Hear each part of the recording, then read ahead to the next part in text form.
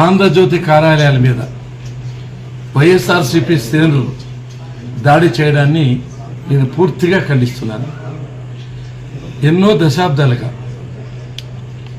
ప్రజల యొక్క కష్టాలు, నష్టాలు, బాధలు, సమస్యలను ప్రభుత్వం యొక్క దృష్టికి తీసుకుని పోయి వాటి పరిష్కారానికి చేస్తున్న కృషి అసాధారణమైంది, అద్భుతమైంది, అమోఘమైంది.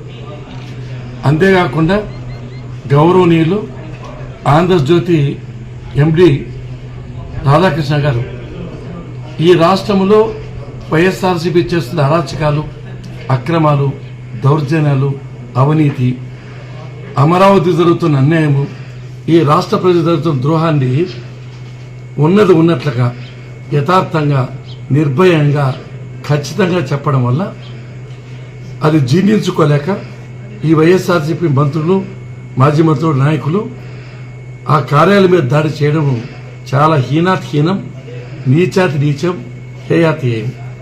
ప్రజాస్వామ్యానికి ఇది మాయని మచ్చ. ఇది ఎవరు ప్రజలు హర్షించరు. ఇటువంటి పనులు చేస్తే ఇప్పటికే ప్రజలు మీకు తగిన గురుబాటు చెప్పారు. ఆ 11 సీట్లు కూడా కాకుండా సింగిల్ డిజిట్కి వస్తారు. ఇది కరెక్ట్ అయిన పద్ధతి కూడా కాదు. ప్రజాస్వామ్యంలో 4th ఎస్టేట్, ప్రజాస్వామ్యంలో పేపర్, దాని మీద దాడి చేయడాన్ని ఎవ్వరు కూడా ఒప్పుకోరు. ఇది కరెక్ట్ అయిన విధానం కాదు. ఇది పునరావృతం కాకూడదు. ప్రభుత్వం దీని మీద కఠిన చర్య తీసుకోవాలని కోరుతుంది.